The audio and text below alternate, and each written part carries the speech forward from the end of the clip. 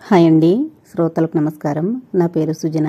Welcome back to SS Telugu audio నవలలు. ఈరోజు మీరు వినబోయే నవల అడవి మల్లె. వాసిరెడ్డి సీతాదేవి గారు రచించారు. ఇక నవల్లోకి వెళ్ళిపోదామా మరి. వీధి దీపాలు వెలిగాయి.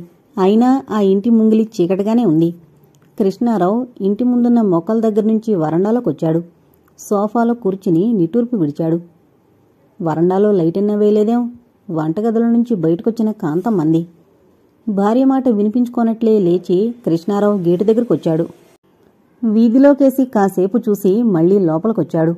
వరండాలో లైటు వెలిగించి సోఫాలో జరగలబడుతున్న భర్తను చూసి కాంతమ్మంది. ఎందుకు కాలుగల్న పిల్లిలా ఇంట్లోకి బయటికి తిరుగుతారు? ఇప్పుడేం కొంపలు మునిగిపోయాయి? నీకలాగే ఉంటుందే. అదే నీ కడుపున పుట్టిన బిడ్డ అయితే ఇలా ప్రవర్తిస్తావా అన్నాడు కృష్ణారావు విసురుగా వచ్చి సోఫాలో కూర్చుంటూ.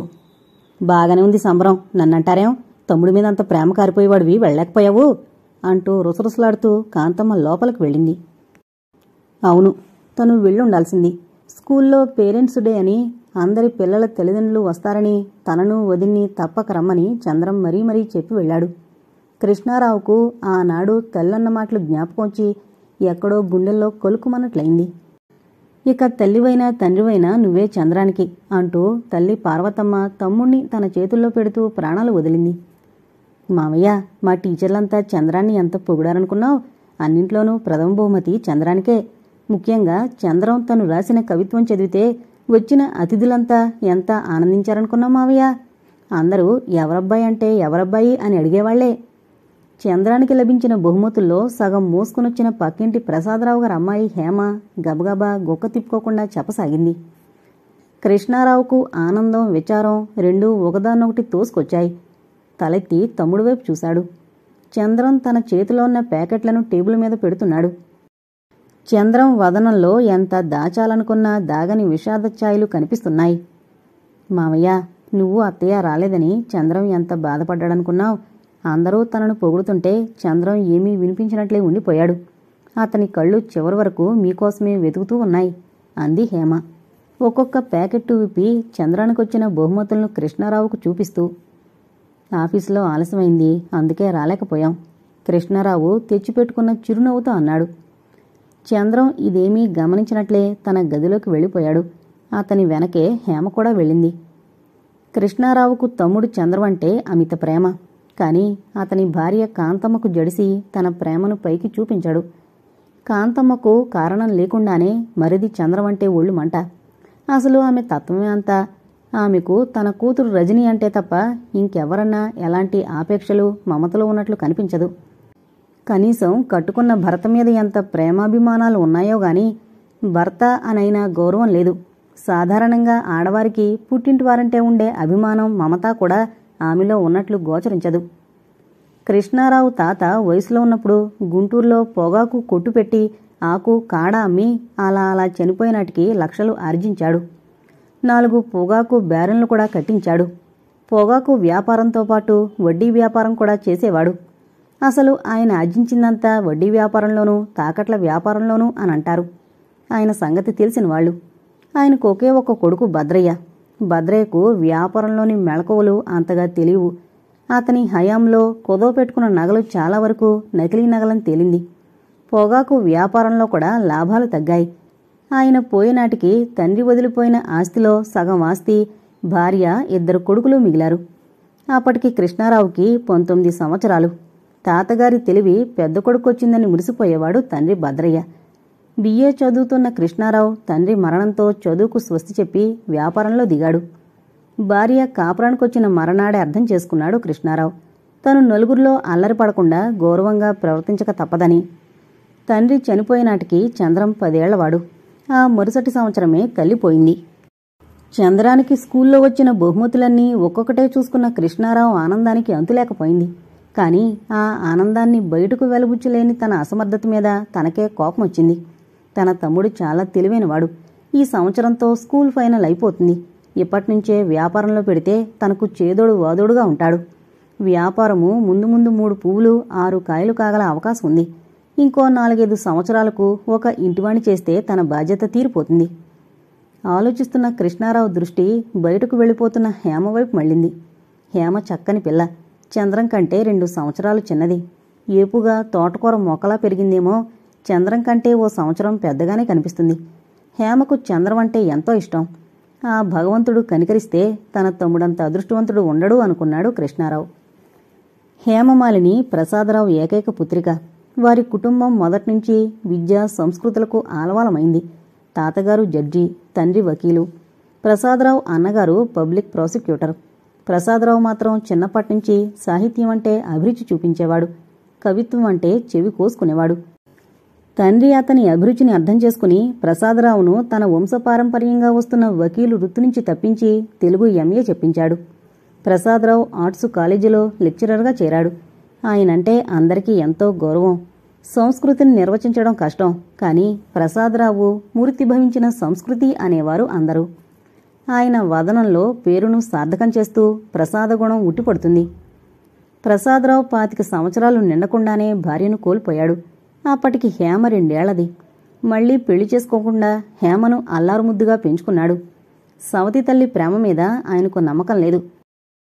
హేమను తన ఆదర్శాలకు అనుకూలంగా మలచుకుంటూ వస్తున్నాడు, శిల్పి మట్టి ముద్దను మలిచినట్లు. హేమ సాహిత్యమన్నా లలిత కళన్నా ఎంతో అభిరుచిని చూపిస్తుంది. వినయ విధేయతలు ఆమె సొత్తు.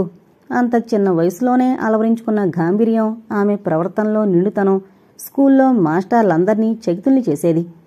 హేమ తెల్లగా సన్నగా ఉంటుంది. మధ్యకు విరిచికట్టిన 2 జడలు ముందుకు పడుతుంటే కొంచెం వంగి నడుస్తుంది. కళ్ళు పెద్దవి కాకపోయినా వయస్సును మించిన భావాలను వ్యక్తపరిచే ఏదో ప్రత్యేకత ఆ కళల్లో ఉంది. నిరుసోగ ముఖానికి కోటేరు వేసినట్లుండే ముక్కు, మొనతేలిన గెడ్డం, చిన్న నోరు. మొత్తం మీద 10 మందిలో తన ప్రత్యేకతను చాటుకునే రూపం ఆమెది. హేమకు చంద్రం అంటే ఎంతో ఇష్టం. 5వ తరగతి నుంచి కలిసి చదువుతున్నారు. హేమ మాట్లాడుతుంటే శ్రద్ధగా ఆలకించడం చంద్రానికిష్టం. తల్లిదండ్రుల ప్రేమకు నోచుకోని చంద్రానికి హేమ తండ్రి ప్రసాదరావు చూపే ఆప్యాయత, హేమ చూపే అభిమానం ఎంతో సంతృప్తిని, ఆనందాన్ని ఇచ్చేవి. అన్నా వదినలంటే చంద్రం హృదయంలో ఏమూలో అయిష్టం గూడు కొట్టుకోసాగింది. వారు చూపే నిరాదరణ వల్ల కలిగే బాధ చంద్రం గుండెల్లో రోజురోజుకు చిక్కగా పేరుకుపోసాగింది. చంద్రానికి అన్న కూతురు రజని అంటే ప్రాణం. బాబాయ్ ఉంటే ఆ పసిదానికి ఇంకెవరూ అక్కర్లేదు. చంద్రం 14 ఏళ్లు దాటి 15వ ఏళ్ళలో అడుగుపెట్టాడు. బక్కపల్చగా ఉండే చంద్రం ఉన్న వయసు కంటే ఓ సంవత్సరం చిన్నగానే కనిపిస్తాడు. చామన ఛాయ, నొక్కుల జుట్టు, దట్టమైన కనుబొమ్మల కింద ఎప్పుడూ ఏదో ఆలోచనలు నింపుకునుండే చిన్నవైన చురుకైన కళ్ళు, విశాలమైన పాలభాగం, పొడవుగా కొంచెం వంగుండే ముక్కు, కొంచెం లావుగా కనిపించే పెదవులు. చంద్రం మొత్తం మీద స్ఫురద్రూపి అనే చెప్పాలి. ఏం చేస్తే వదిన చేత తిట్లు తినాల్సొస్తుందోననే భయంతో పెరిగి చంద్రం కొత్తవారి ముందు మాట్లాడడానికి జంకుతాడు. హేమ ప్రోత్సాహం లేకుండా ఏ పని ధైర్యంగా చేయలేడు. ఆనాడు స్కూల్లో పేరెంట్స్ డే, అన్న వదిన వచ్చి తను స్కూల్లో ఎలా ప్రయోజకుడు అనిపించుకుంటున్నాడో చూడాలని ఉబలాటపడ్డాడు. చీటికీ మాటికి చేదరించుకునే వదినకు తనేంటో తెలుస్తుందని ఆశించాడు. అన్న కృష్ణారావు తన ప్రయోజకత్వం చూసి మురిసిపోతాడని చిత్రించుకున్నాడు మనసులోనే చంద్రం. కానీ కనీసం అన్న కూడా రాకపోవడం ఎంతో కష్టమనిపించింది చంద్రానికి. అదే అమ్మా నాన్న బతికుంటే అలా చేసేవారా? అన్నయ్యకు తనంటే ప్రేమే, వదినకు భయపడొచ్చి ఉండడు. అయినా అన్నయ్య వదినకు అంతగా ఎందుకు భయపడాలో? అదే తనైతేనా? చంద్రానికి ఏడుపు పొర్లుకొచ్చింది. దిండులో తలదూర్చి ఏడ్చాడు. వరండాలో పరధ్యానంగా కూర్చున్న కృష్ణారావును భార్య కాంతమ్మ అన్నానికి లేవమని కేక పెట్టడంతో ఈ ప్రపంచంలోకొచ్చాడు. చంద్రం భోంచేశాడా? భార్య ముఖంలోకి చూడకుండానే ప్రశ్నించాడు కృష్ణారావు. ఈనాడు తమ్ముడి మీద అనురాగం, జాలి కట్టలు తెంచుకున్నాయి కృష్ణారావు హృదయంలో. మరోవైపు మొదటిసారిగా భార్య అంటే ఓ విధమైన అసహ్యం కలుగుతోంది. ఆమె గొంతు వినిపిస్తే కోపం ఉబ్బికొస్తోంది. దొరగారు గది నుంచి బయటకొస్తేనా ఆయన గారిని సాగదీసే ఓపిక, తీరిక ఇక్కడెవరికీ లేవు అంటూ రుసరుసలాడుతూ వెళ్ళిపోయింది కాంతమ్మ వంటింట్లోకి. అలా వెళుతున్న భార్యను చూస్తుంటే కృష్ణారావుకు పొట్లోకి వెళుతున్న జెర్రిగొడ్డును చూసినట్లు అనిపించింది. గబగబా తమ్ముడి గదిలోకి వెళ్ళాడు. చంద్రం వెల్లకిల్లా పడుకుని నిద్రపోతున్నాడు. అలా నిద్రపోతున్న చంద్రం ముఖం మీద కట్టిన కన్నీటి చారలు చూడగానే కృష్ణారావుకు దుఃఖం పొర్లుకొచ్చింది. ఒళ్ళు మరిచి నిద్రపోతున్న తమ్ముడిని లేపాలనిపించలేదు. కృష్ణారావు వంటగది గుమ్మంలో నిలబడ్డాడు. కాంతమ్మ 2 కంచాల్లో అన్నం పెడుతోంది. ఆకల్లేదు, అన్నం తినను అన్నాడు కృష్ణారావు. హోంకరిస్తూ 2 కంచాల్లోని అన్నం తీసి విసురుగా గిన్నెలో వేయసాగింది. కృష్ణారావు వరండాలో ఈజీ చైర్లో కళ్ళు మూసుకుని కూర్చున్నాడు. మనసంతా కలతకలతగా ఉంది. ఏమండి కృష్ణారావు గారు, భోజనాలయ్యాయా? ఎవరు? ప్రసాదరావు గారా? రండి అంటూ ఆహ్వానించాడు కృష్ణారావు తెచ్చిపెట్టుకున్న ఉత్సాహంతో. చంద్రం ఏం చేస్తున్నాడు అన్నాడు ప్రసాదరావు పైపు పొగను గుప్పును వదులుతూ. కృష్ణారావు గతుకుమన్నాడు. నిద్రపోతున్నాడు అన్నాడు ఎలాగో. చూడండి, మన 2 కుటుంబాల మధ్య ఉన్న చనువు కొద్దీ చెబుతున్నాను, ఏమీ అనుకోకండి. పసిహృదయాలను నొప్పించకూడదు. తల్లైనా తండ్రైనా మీరే కదూ. కృష్ణారావు రాయిలా బీసుకుపోయాడు. అది గమనించిన ప్రసాదరావు ప్రసంగం మారుస్తూ, చంద్రం మంచి కవవుతాడండి అన్నాడు. ఇంతసేపు ముకుళించున్న కృష్ణారావు వదనం వికసించింది. వయసుకు మించిన ఊహలు కలవాడు చంద్రం. అతి తెలివైన పిల్లల్ని చాలా జాగ్రత్తగా కాపాడాలి. తెలివైన పిల్లలు అతి త్వరగా మార్గం తప్పే అవకాశాలున్నాయి. కృష్ణారావు ఉలకలేదు పలకలేదు, కాని అతని బాధ ముఖంలో స్పష్టంగా కనిపిస్తోంది. అసలు సంగతి, చంద్రాన్ని కాలేజీకి పంపించను అన్నారట. అవునండి, వ్యాపారంలో పెడదామనుకుంటున్నాను. ఇంత చిన్న వయసులో బాధ్యతలు నెత్తినవేయడం భావ్యం కాదు. నా ఉద్దేశం అది కాదండి. ఈ వ్యాపారానికి వాడు సమభాగస్తుడు. ఇప్పటినుంచే వ్యాపారంలో మెళకువలు తెలిస్తే వాడి భవిష్యత్తుకే మంచిదని అలా అన్నాను అన్నాడు కృష్ణారావు పొట్టుబడిన అపరాధిలా. చంద్రం తెలివైనవాడు. రేపు తనకు చదువు లేదని బాధపడచ్చు. చంద్రం బాగా చదివి పైకి రావాలని దీవిస్తున్నానని ఇవాళ స్కూల్ ఫంక్షన్లో హెడ్ మాస్టర్ కూడా అన్నారు. అలాగేనండి, మీ అందరి సలహా ప్రకారమే వాడి ఇష్టం వచ్చినంతకాలం చదువు చెప్పిస్తాను అన్నాడు కృష్ణారావు. చంద్రాన్ని ఇప్పటినుంచే వ్యాపారంలో పెడితేనే మంచిదని మనసులో ఉన్నప్పటికీ. సరే, వస్తానండి, పొద్దుపోయింది. సెలవు తీసుకుని వెళ్ళిపోయాడు ప్రసాదరావు. ఈయనగారి పని ఊళ్ళో వాళ్లకు సలహాలు ఇవ్వడమేలాగుంది. అయినా మన బంగారం మంచిదైతే. ఏంటే నీ వాగుడు అన్నాడు కృష్ణారావు మధ్యలోనే భార్య మాటలకు అడ్డొచ్చి. మరేంటి, అతడొచ్చి చెప్పడం, మీరు వాణ్ణి చదివిస్తానని ఒప్పుకోవడం? అవును, వాణ్ణి చదివించదలుచుకున్నాను ఖచ్చితంగా అన్నాడు కృష్ణారావు. ఉన్నదంతా తమ్ముడి చదువుకు దోచిపెట్టి నా బిడ్డ నోట్లో దుమ్ము కొట్టండి. వాడు ఈ ఆస్తికి సమభాగస్తుడని మర్చిపోకు అంటూ కృష్ణారావు అక్కడి నుంచి లేచి లోపలికి వెళ్లాడు విసురుగా. నాన్నోయ్, చంద్రం రాసిన కథకు మొదటి బహుమతి వచ్చింది నాన్న అంటూ దీపావళి సంచిక చేతిలో పట్టుకుని హేమమాలిని తండ్రి గదిలోకి దూసుకొచ్చింది.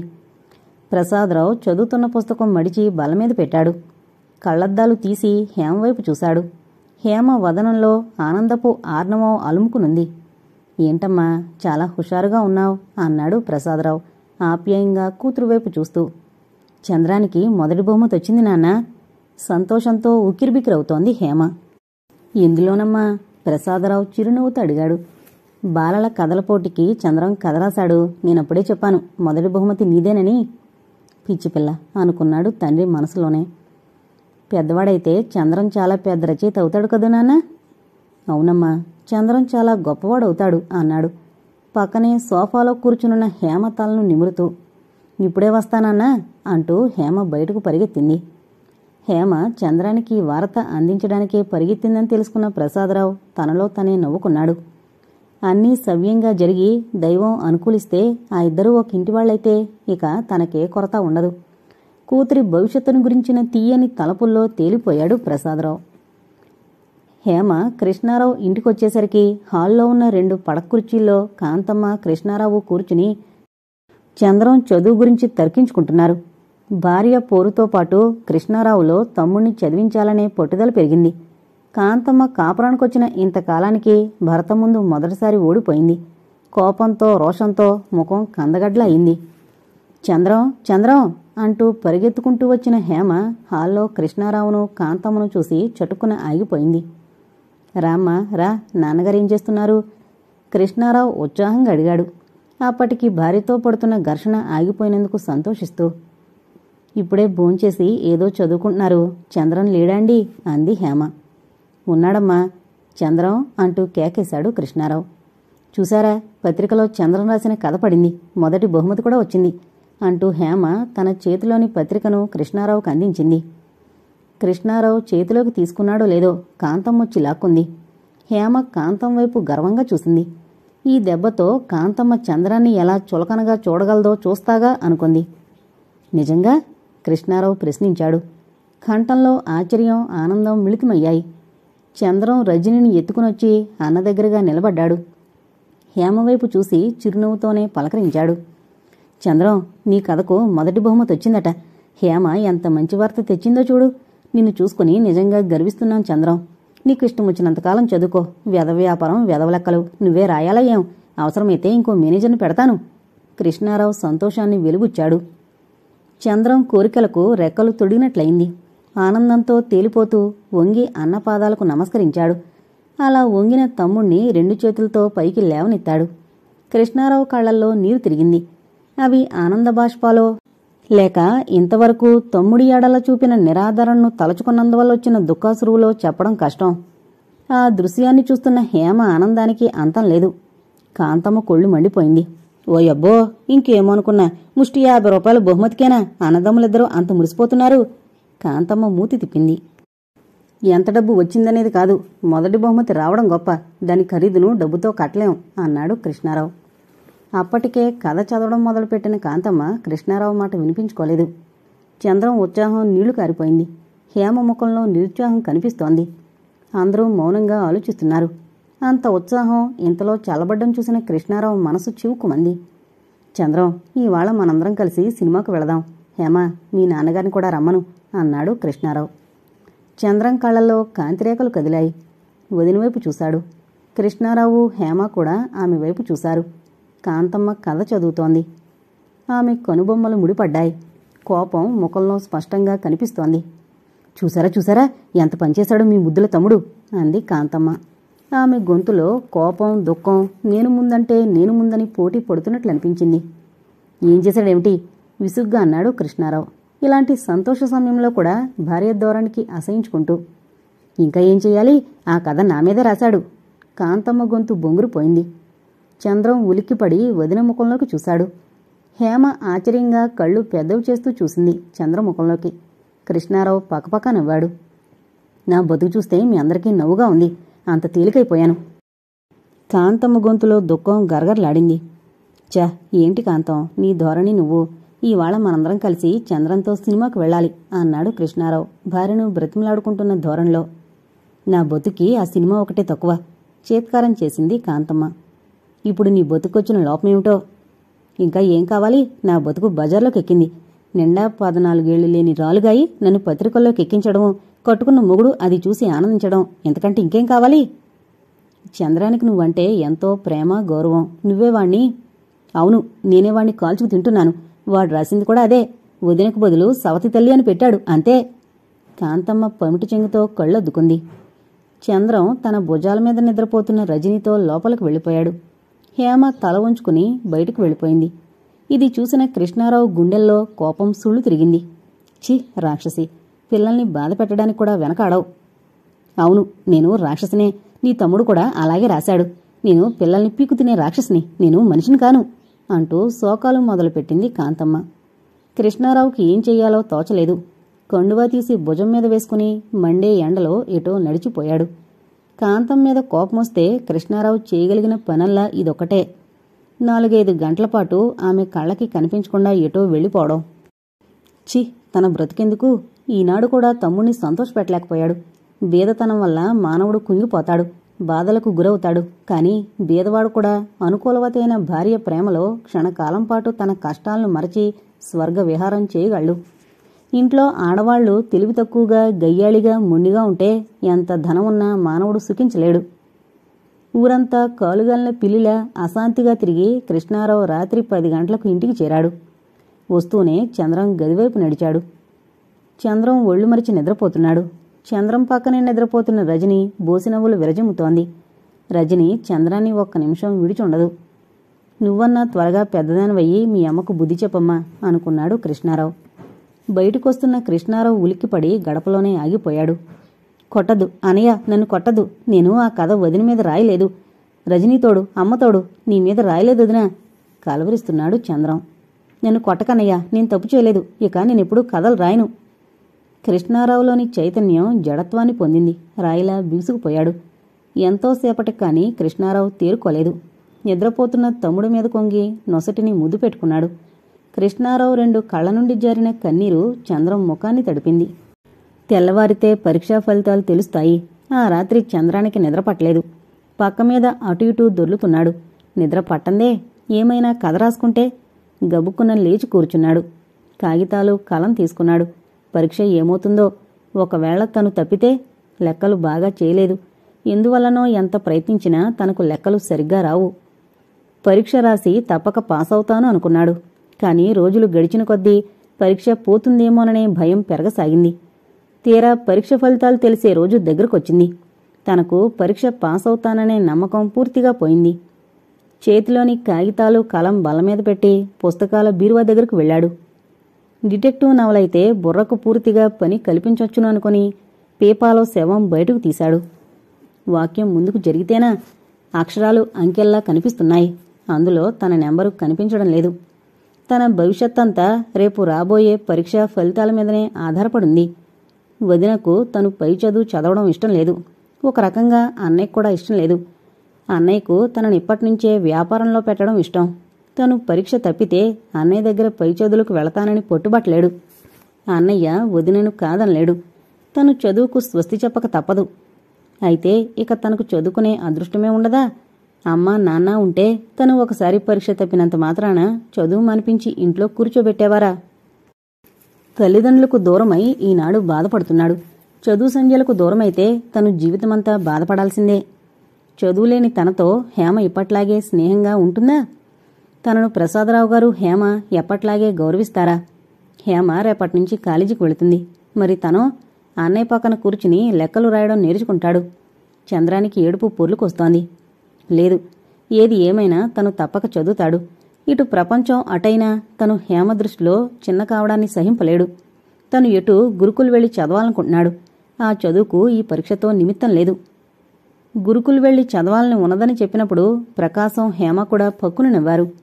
చిన్నప్పుడు రామమందిరంలో పురాణ కాలక్షేపం చాలా శ్రద్ధగా వినేవాడు.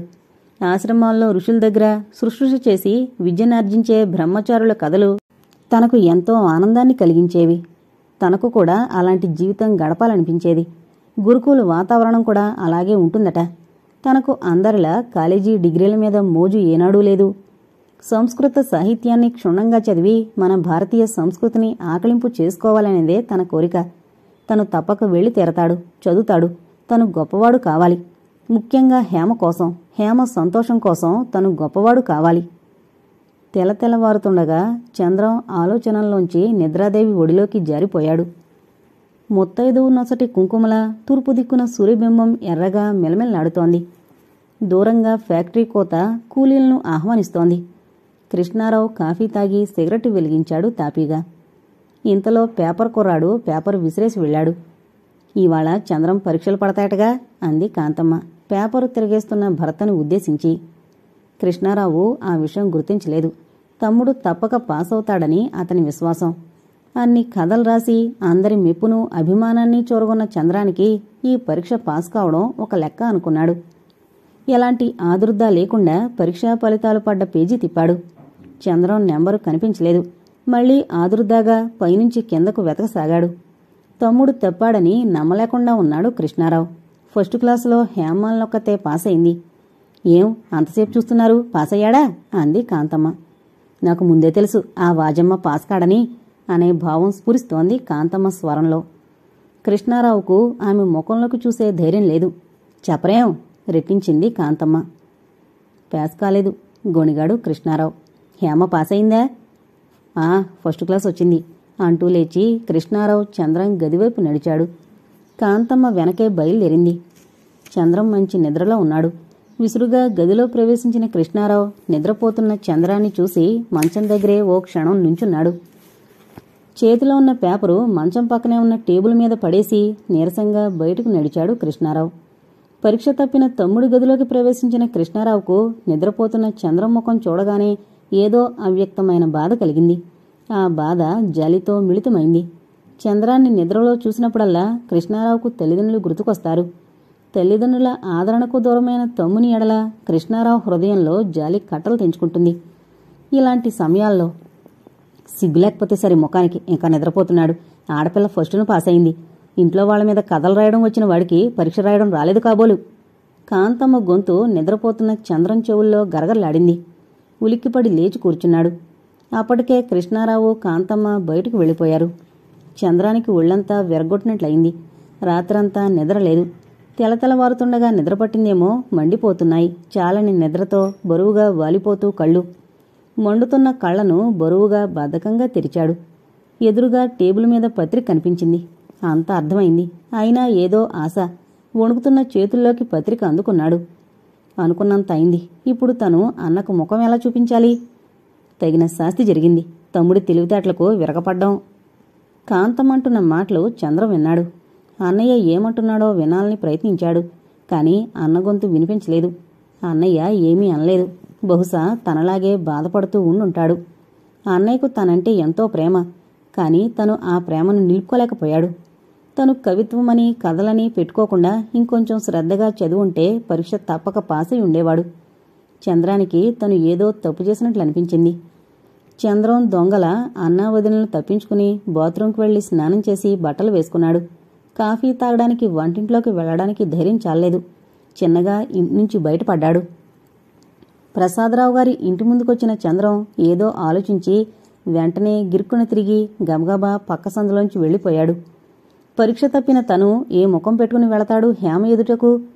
తను పాస్ అయి ఉంటే తెల్లవారేటప్పటికీ హేమ పరిగెత్తుకుని వచ్చి ఉండేది. కాని తను పరీక్ష తప్పాడు. హేమగాని ప్రసాదరావు గారి కానీ రాలేదు. బహుశా వారి దృష్టిలో తను ఈ రోజు నుంచి తెలివి తక్కువవాడు కావచ్చు. అలా ఎన్నటికీ కాదు. కేవలం తను చిన్నబుచ్చుకునుంటాడు.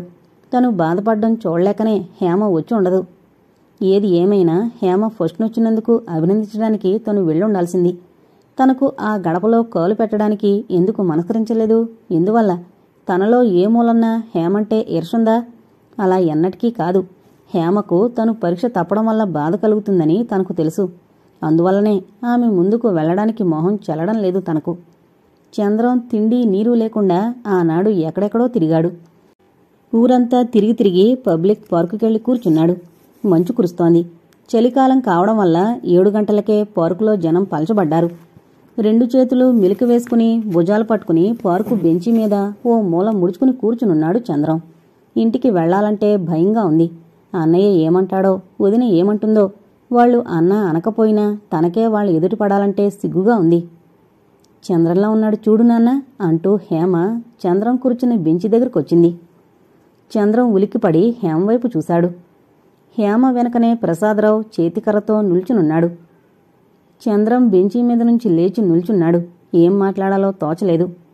హేమ వదనం చంద్రం ఊహించినట్లు వికసించలేదు, వాడిపోయింది.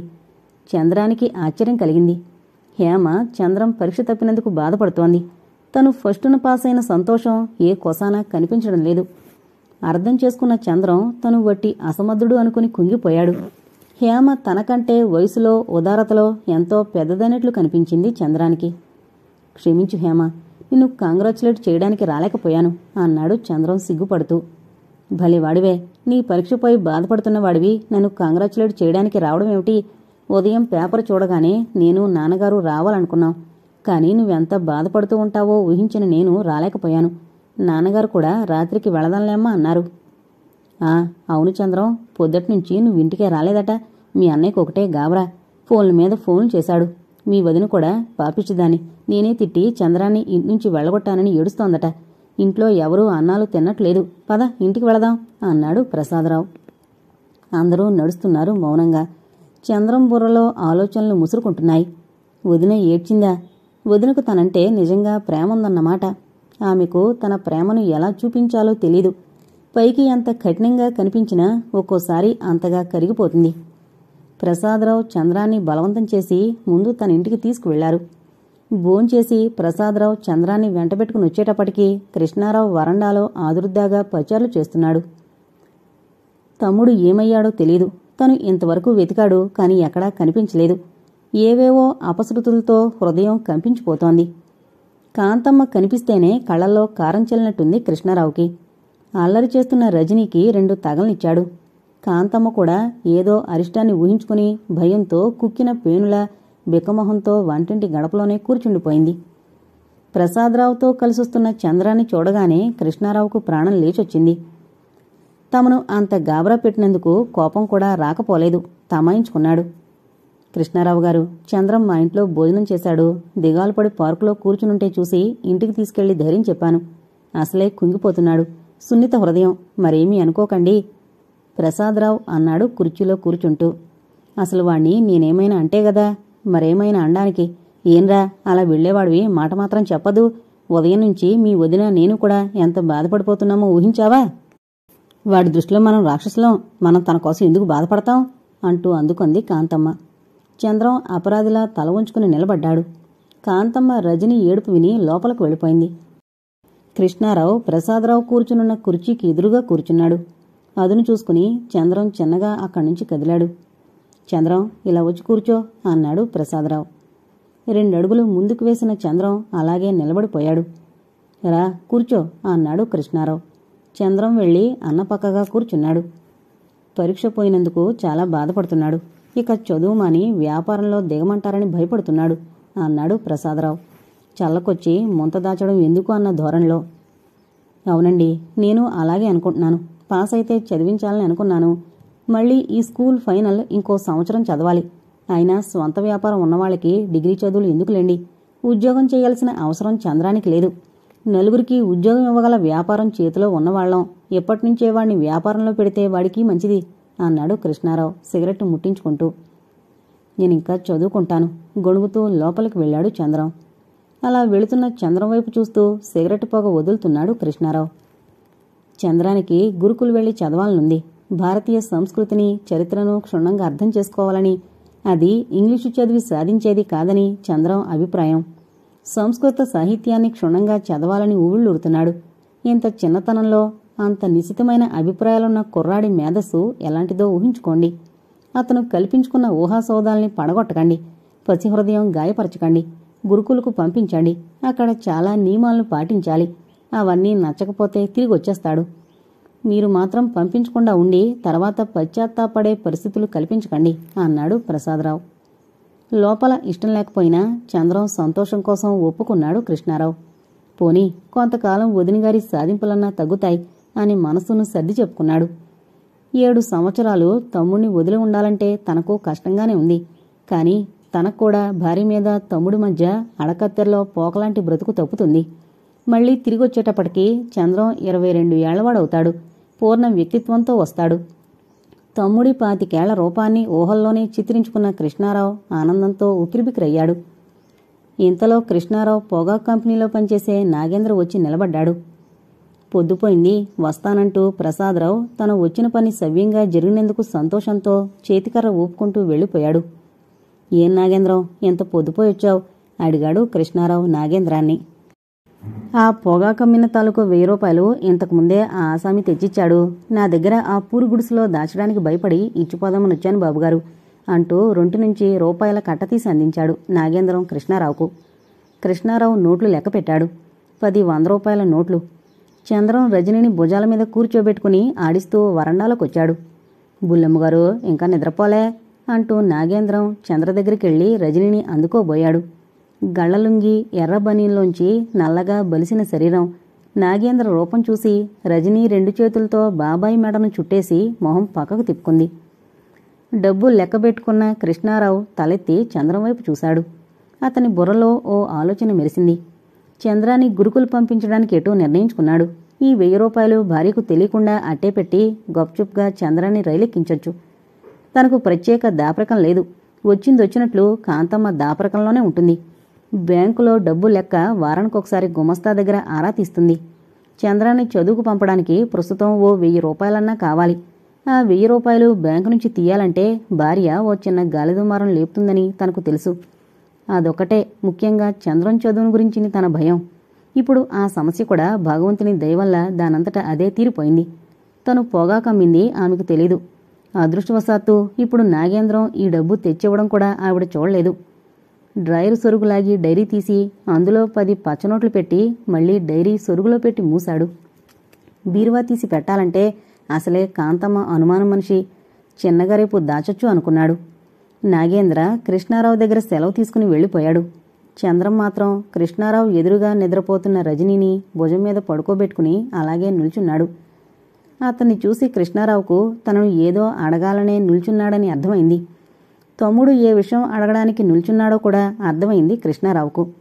తన నిర్ణయాన్ని తమ్ముడికి వినిపించాలి అనుకున్నాడు. ఇంతలోనే లోపలికొస్తున్న కాంతమ్మను చూసి ఆగిపోయాడు. యారా, ఇంకా నిల్చునే ఉన్నావు, వెళ్ళి పడుకో, రజనిని లేవు అంటూ తమ్ముడి భుజం మీద నిద్రపోతున్న రజనిని అందుకొని తమ్ముడికి మాట్లాడడానికి అవకాశం ఇవ్వకుండా తన గదిలోకి గబగబా వెళ్ళిపోయాడు. తనను చదివిస్తాడో లేదో తేల్చేసుకోవాలని ఎంతో ఆలోచించి ధైర్యం కూడదీసుకునొచ్చిన చంద్రంకు అసలు విషయం మాట్లాడడానికి అవకాశం కూడా చెక్కలేదు. రోషం, కోపం పెనవేసుకుని వస్తున్నాయి. ఏమైనా సరే తను చదవాల్సిందే, అన్న డబ్బిస్తే సరి, లేకపోతే ఆ ఇంట్లో ఒక క్షణం ఉండకూడదు అనుకున్నాడు. ఏదో నిర్ణయానికొచ్చిన చంద్రం పగలంతా ఎండలో తిండి తిప్పలేకుండా తిరిగాడేమో, పక్క మీద మేను వాలుస్తూనే గాఢ నిద్రలో మునిగిపోయాడు.